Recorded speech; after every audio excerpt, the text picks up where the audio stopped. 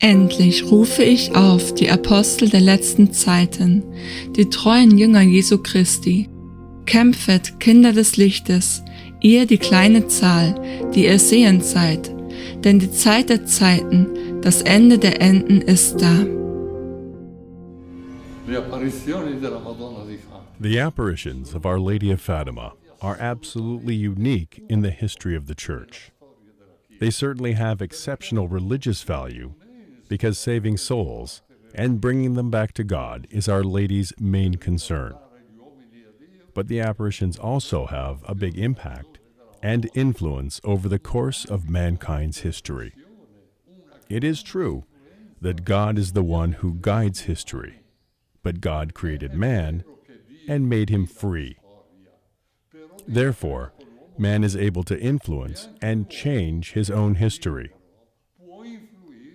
So the apparitions of Our Lady of Fatima have this twofold significance: religious importance, as well as major historical implications, especially in the case of our world's state of peace. The apparitions took place in 1917, almost at the end of World War I. Our Lady, first of all, showed hell to the young children of Fatima. Hell, which might be the end of our life. It's either heaven, purgatory, or hell. Nothing else. So we must focus continuously on our final goal. We must focus on God.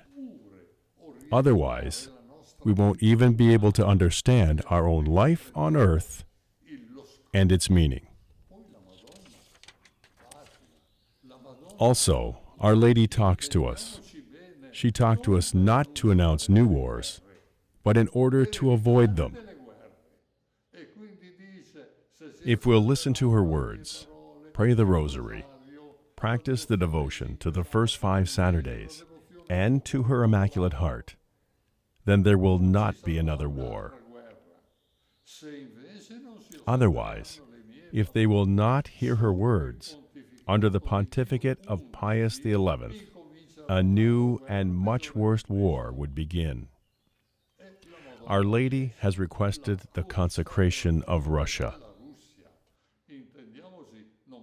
We don't have time now to analyze this subject, but I do hold it very dear. Sister Lucy always said that Our Lady requested the consecration of Russia, and only the consecration of Russia. She also asked the consecration of the world to another great and young Portuguese saint, Alexandrina Maria da Costa. But these two things are very different and are very separate. Now, Our Lady requested a consecration of Russia in a solemn and public ceremony to be performed by the Pope together with all of the bishops of the world. This was specified in detail by our Lord Jesus, who continued to appear to Lucy as well as Our Lady did. He wanted this consecration to be recognized as the triumph of the Immaculate Heart of Mary, so that she would be honored together with his Sacred Heart. These are the words of our Lord, but the time has passed and the consecration not done, and our Lord is deeply offended. You see, with our free will, we can affect international events. Sure, everything depends on God, but God created us free, and we can influence human events. This is a fact. Take, for instance, what happened to the King of France, who did not comply to the order he received from heaven, and he ended up with his head cut off. Our Lord appeared to Sister Lucy and told her, they will do the consecration, but it will be late. I feel shivers running down my spine when I remember those words, it will be late, because it's our fault if World War II happened in the first place. What's worse is that Our Lady ordered the secret to be opened in 1960. And it was in that year Russia hadn't finished spreading her errors all over the world yet.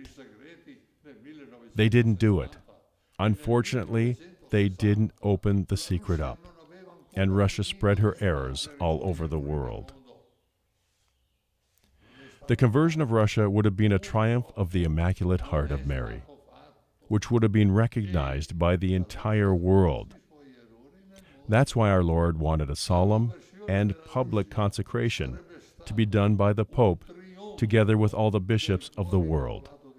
This way, his entire church and all of Christianity, represented by the bishops, would have been consecrated to the Immaculate Heart of Mary.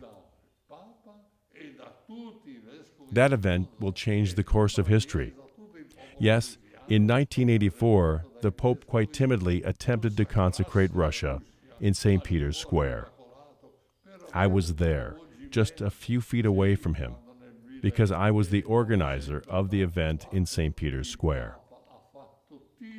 It was March 25th, 1984, and the Pope had the statue of Our Lady of Fatima coming over from Fatima. It's the statue that usually stays in the huge plaza of the sanctuary in Fatima. But for that occasion, he wanted the statue there. Kneeling in front of that statue, he attempted the consecration. But all around him were politicians who told him, "You can't name Russia. You can't." And he asked again, "Can I name it?" And they said, "No, no, no." But Our Lady didn't appear to bring problems. She came to us to avoid problems. The prophecies of Fatima. Let me tell you what I think about them by using the same words pronounced by Pope Benedict XVI, the last time he went to Fatima. Whoever thinks that the prophetic mission of Fatima is concluded deceives himself. Look at the importance of these apparitions. Look at the damage and collapse we've experienced in the Church, both in its faith and morals. I would like to quote Pope Paul VI in this regard. It was thought that after the Second Vatican Council, we would have a renaissance of the Church. But instead, it was a disaster.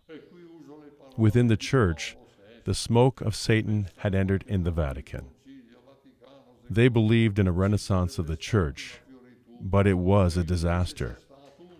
Among the clergy, among the liturgy, and among the faithful as well, who have lost their faith and have abandoned their religion by the millions. This has been followed by a secular thinking and culture which Our Lady wanted to fight by using our Lord's words and faith. Rationalism, Age of Enlightenment, atheistic communism. They are trying to build a society without God. For them, science and reason justify everything, and we no longer need God. See the results. The family is attacked by divorce. When Jesus said, "What God has united, let not a man separate." And what about abortion? With millions of unborn babies killed every year, when our Lord said, "Do not kill," in his fifth commandment. Look at the disaster we are facing today. So the apparitions of Fatima continue, but their end is glorious. And in the end, Russia will be converted. My Immaculate Heart will triumph. It has not triumphed yet. It will, though. And the world, it will receive a period of peace. So here is the great ending of the apparitions of Fatima. Before this finale, it is probable that mankind will suffer some kind of chastisement by God. due to their sin and their cold hearts. But we're not facing the end of the world, not as some crazy men are saying. We're going towards the triumph of the Immaculate Heart of Mary. And also, we're going towards a period of peace. Because we will have peace only if we'll have faith in God and to make sure that we obey His words as He's requested. Thank you.